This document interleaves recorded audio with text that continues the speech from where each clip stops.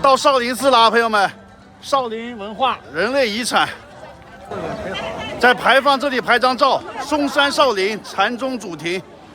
哎呀妈呀，今天这地方人超级多的，看这个附近多少人，又不是周末，也不是节假日啊，一大早就这么一大帮着人，而且今天好像是有什么活动呢，这里有很多那个学生，估计一会儿有表演，看都穿着这些武术的衣服，那房顶上都站着人呢，看那里站着这么些人，不怕掉下来吗？估计有表演呢，我等不上了，我先进吧。哦，这个是塔沟武术学校的那个表演啊。这个景区很多老外的，看到好几个老外的团了。老外都很崇拜这个武术文化吧。少林寺门票80块钱，直接刷身份证进啊。从游客中心检票进来到少林寺这个门口啊，还有1.5公里。这里可以坐观光车的，15块钱单程，然后也可以走过去啊。这旁边就是那个塔沟武校，很多学生在里头，一会儿他们就每天都练武呢。这里有个平台可以看到他们练武啊，好大一个操场，这么些人呐，哇，这练武的学生真挺多的，这都10几岁的小孩在这里。这都是穷人家的孩子吧？有钱人家的孩子舍不得来这里吃这个苦吧？天下第一名刹，禅宗主庭，武林圣地。哇，后面正在练的这是什么武器呢？这甩鞭子一样，这甩着呜呜的声音响。这个好像叫9节鞭呢。这边是练沙袋的啊，这1.5公里不白走啊，一路上各种武术表演。哇，这个是真人啊，这个可以动的，还以为是雕像呢，太像了吧？这马路两边每隔几米就站了个人，刚开始以为是雕像呢啊，这都是真人。18罗汉同仁阵啊，都聚集到这里了。少林寺18罗汉，哇！哇，这个是练啥的呢？把这壶提起来，转啊转。你好，这小朋友还问好。你好，你好，小心安全啊，注意安全。哇，你几岁了，小朋友？10岁。太厉害了，给你点赞。哇，这也来一个！走到少林寺那个正门口了啊，这里也有表演。哇，今天我来对时候了，都赶上这个表演了。从这里看一看吧。哇，这里人更多。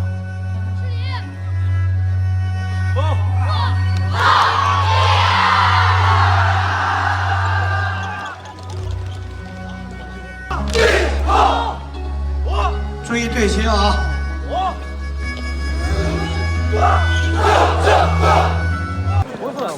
正对面就是少林寺这个牌匾啊，大门。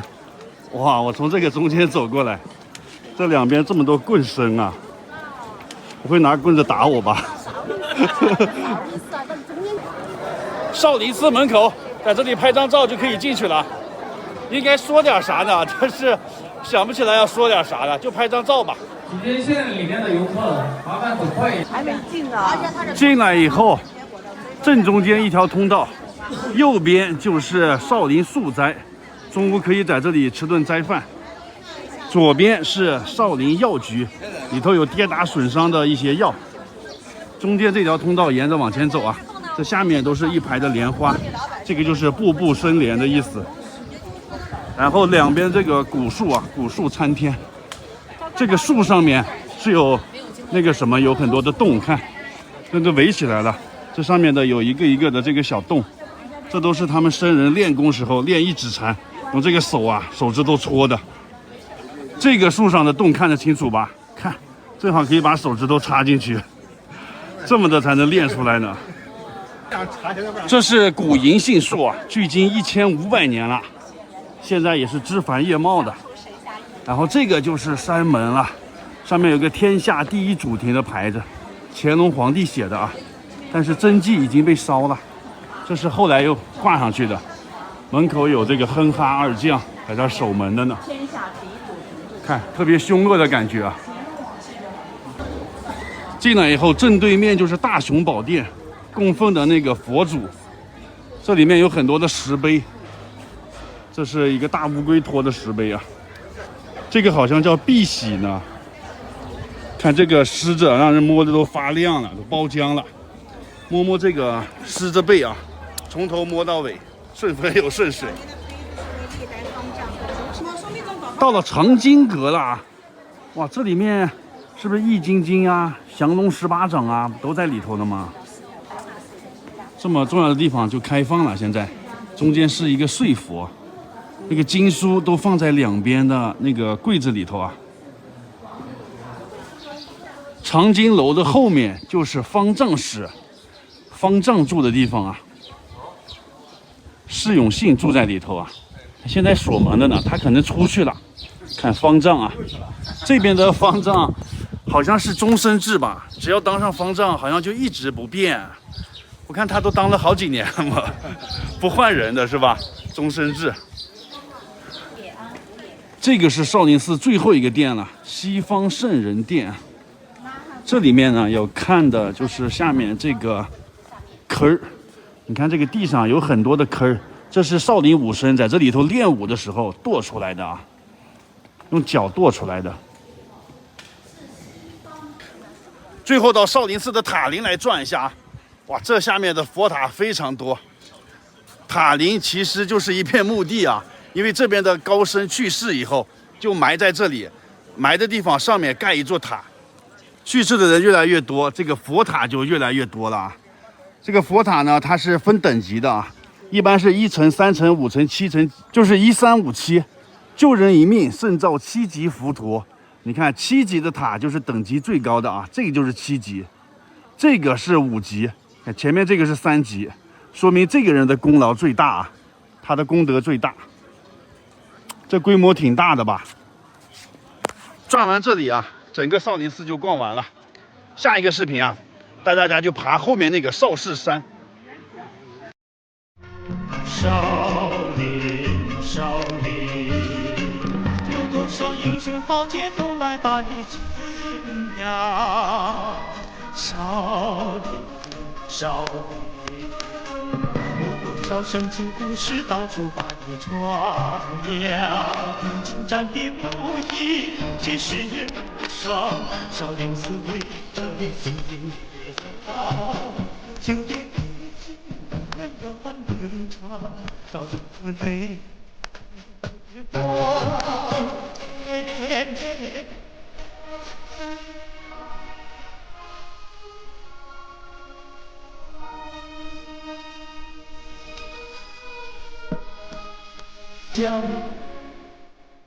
少林寺，这是泉州的少林寺，也被称作南少林寺。进去看一下。小朋友是练武的吗？不是啊，拍视频的。前2天去了嵩山那个少林寺，今天来泉州的少林寺。这个南少林、北少林，南北少林分南北，南拳北腿。这个泉州为什么也有少林寺啊？它和嵩山那个少林寺有什么区别？他们的渊源是这样的：嵩山少林寺不是有个13棍僧救唐王吗？其中有一个棍僧，他就来了福建了，在这边建立的这个少林寺，所以叫南少林寺，都是一脉相承的。这个少林寺也出过很多名人的，在清朝时候，一代宗师那个洪熙官就拜这个南少林的智善和尚，为老师，在这边学武啊。因为这个南少林寺，它和天地会啊这些洪门啊，就是反清复明的一些组织有联系呢。所以在乾隆年间，乾隆就派人围剿他们嘛，洪熙官就避祸到了顺德，然后去了佛山，这些地方，然后又收了黄飞鸿啊，黄飞鸿的弟子呢，然后又去了东南亚呀、美国，就开枝散叶，把南少林的武功带到全世界了。这就是他这个传承。看一下这里跟嵩山的那个有什么区别啊？这是天王殿，中国这些寺庙都差不多的格局，都是天王殿、大雄宝殿，正中间是弥勒佛，两边是四大天王、四大护法，背后是韦陀，跟其他寺庙布局是一样的。这边就是大雄宝殿，最重要的寺庙。大雄宝殿里面供奉着释迦牟尼、药师佛，还有阿弥陀佛，这是三世佛，代表过去、现在和未来。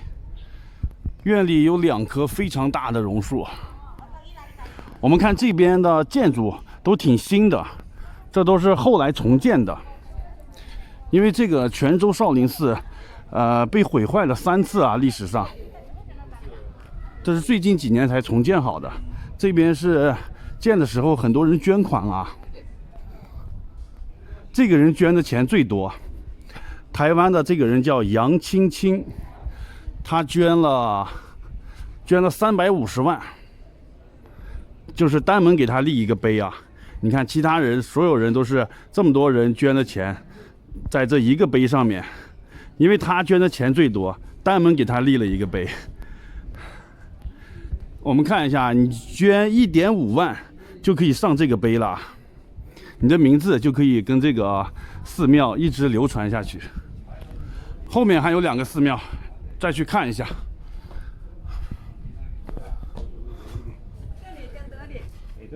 游客还是挺多的，这边是免费的啊。嵩山那个少林寺是80块钱。大雄宝殿的后面是观音阁。观音阁再往后是藏经阁，藏的各种武功秘籍啊。这边的少林寺它是依山而建的，就是每一个的它这个是层层上来的，一级一级的。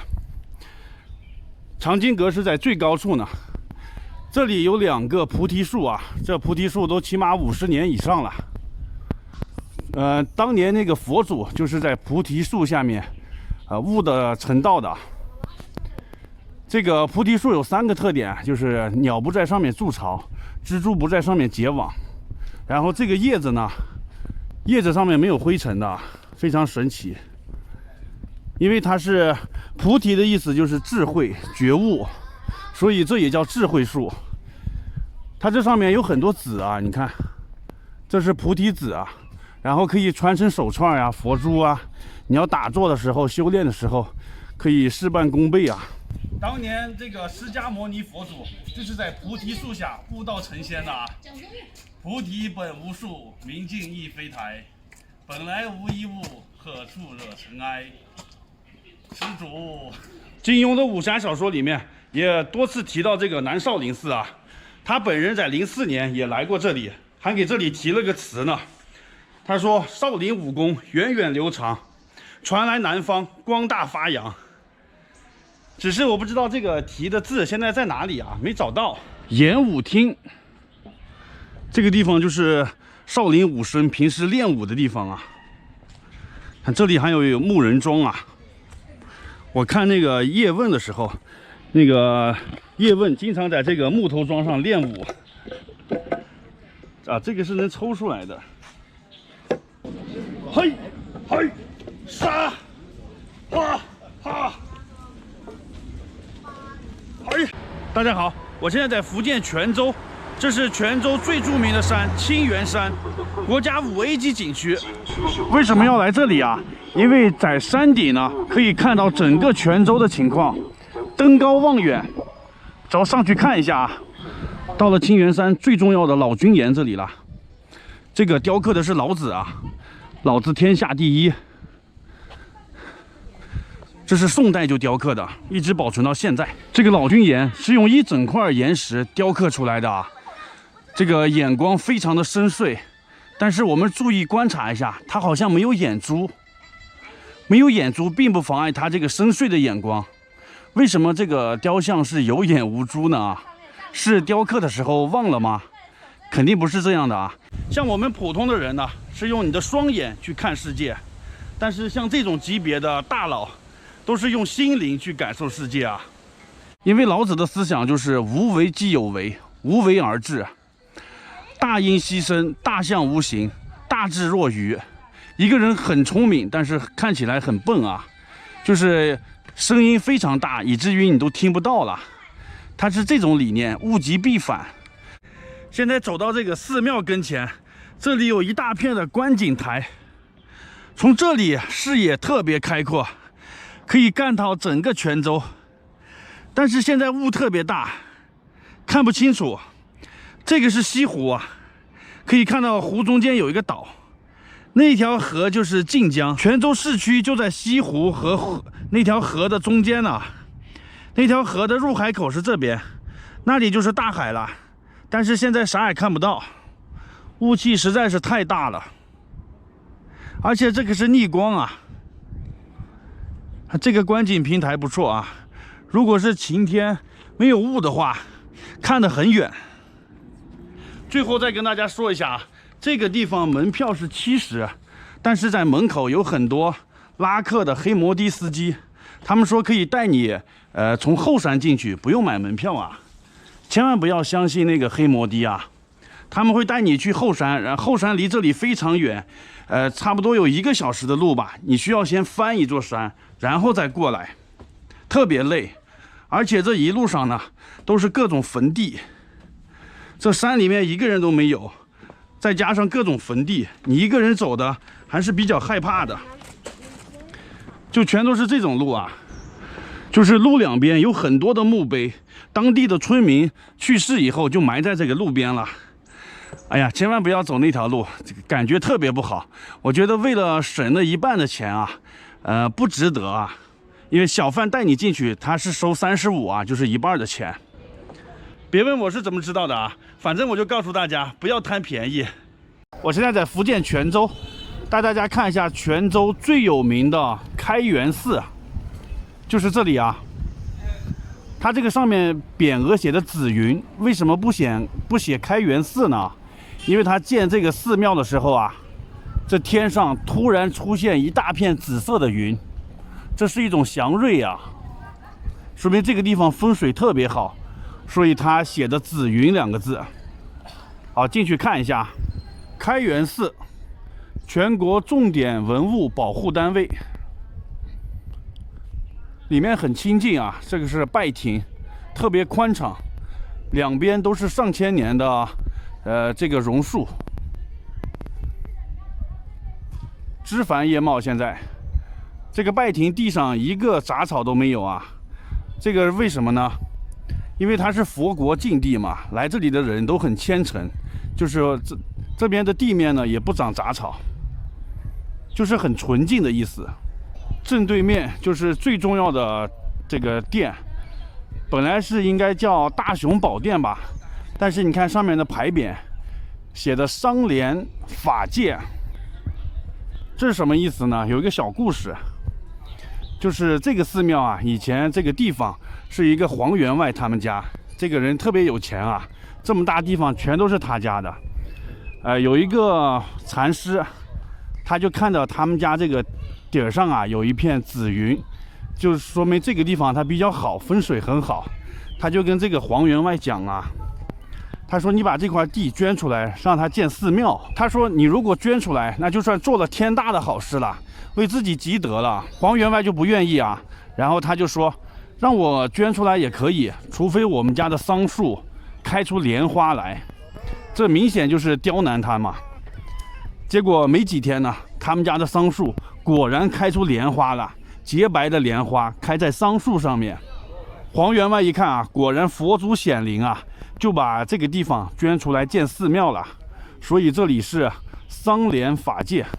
黄员外就问禅师说：“你需要多大的地方建寺庙呢？”禅师就说：“我只需要我袈裟这么大的地方就可以啊。”黄员外一听呢，这袈裟没有多大啊，好吧，就给你吧。那禅师就把袈裟脱下来，往天上一扔，袈裟就越变越大，然后就覆盖了这个地方啊，覆盖的地方，就都建了寺庙了。因为袈裟上面不是有2个洞嘛，正好是胳膊这里，没有覆盖住，所以就正好建了现在的2个塔，东塔和西塔。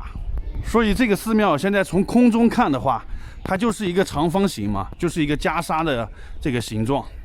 黄员外把地捐出来以后，那他住哪里呢？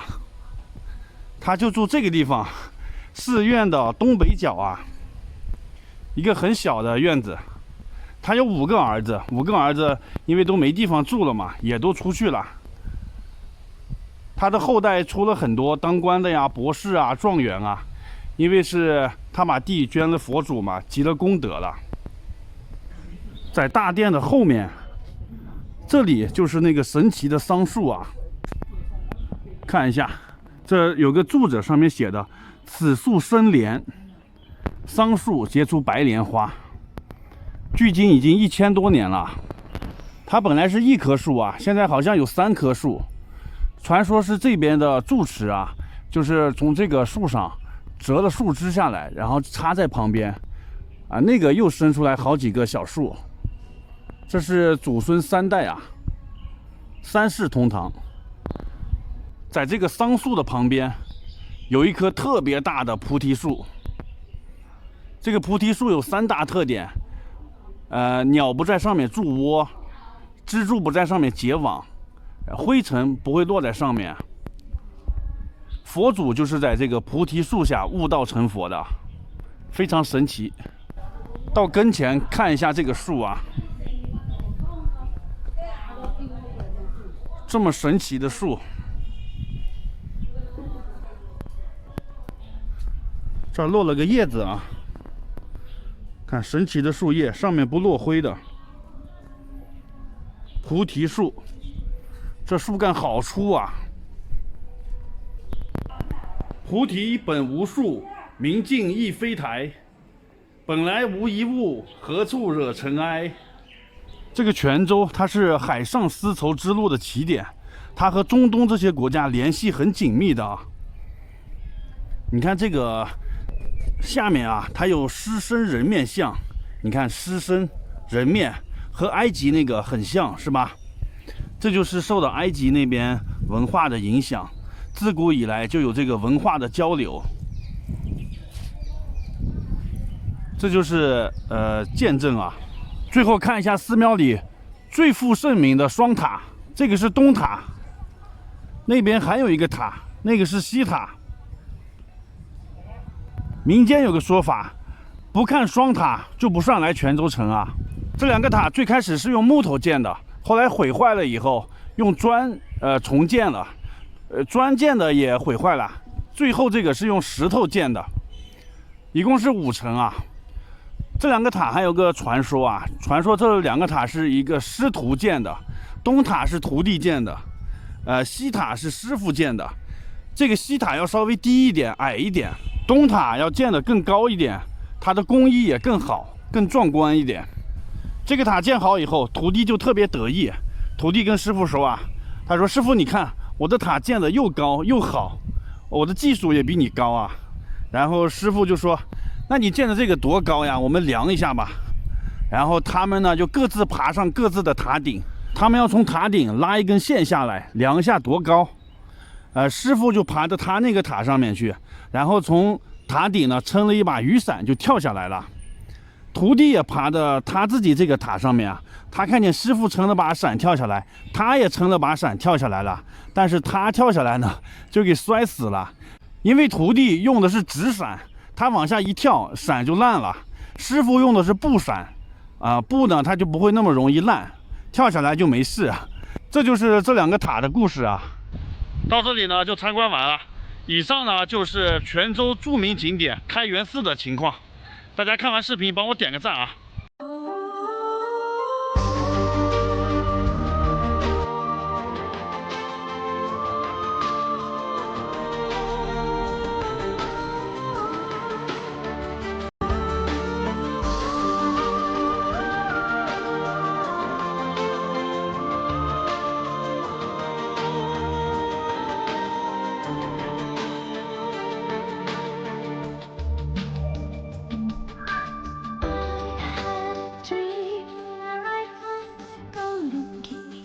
泉州南少林寺马上开始那个武生表演，好多小孩呀、今天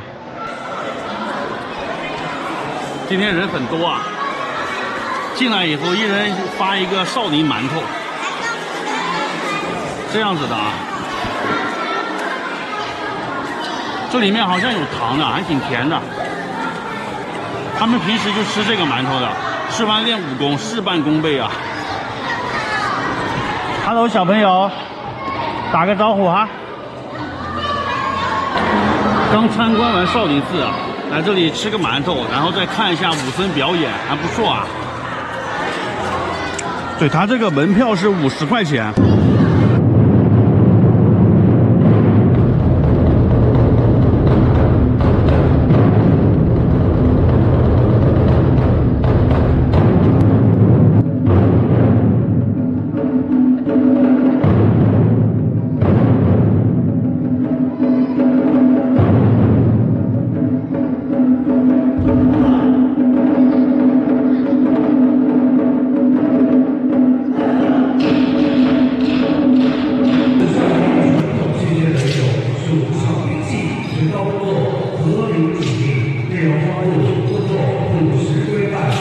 节奏严谨，路线流畅，招式威猛，刀法多变，一个第一，善良辩论，世人皆知。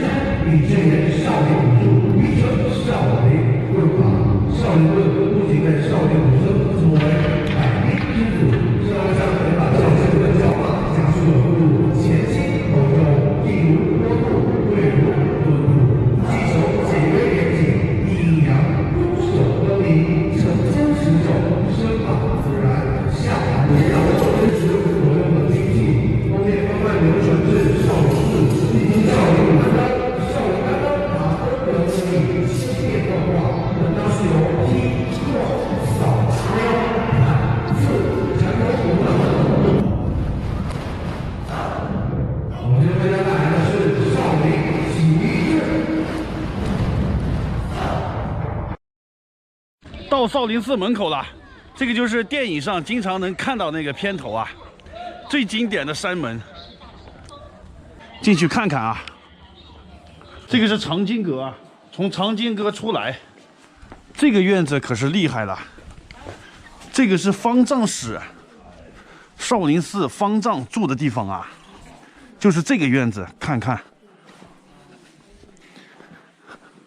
不是很大。方丈是武功最厉害的啊，上面挂的牌匾方丈。为什么叫方丈呢？是因为那个一尺见方，所以是方丈。以前乾隆来的时候在这里住过，所以也叫龙庭。现在上面上锁的呢，不知道现在方丈在不在里面住了。现在少林寺的方丈是那个释永信嘛，释小龙的师傅啊。方丈室的门口是一个大鼎，两边是一副对联，这边写的“永远继承祖庭，弘扬正法”，这边写着“信愿勤修圣果，普度群生”。因为这个方丈室乾隆皇帝住过，所以它是处在这个中轴线的位置的。其他寺庙的方丈室都不在中轴线上啊，所以这个少林寺的方丈室规格更高。往后看一看，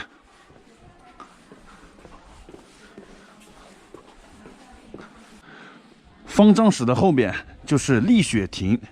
丽雪亭有一个断臂求法的故事。这边是达摩平时在这里住的地方啊。然后河南这边有一个僧人叫神光，他就想拜这个达摩为师，让达摩传授他佛法。但是达摩呢就不愿意啊，不同意。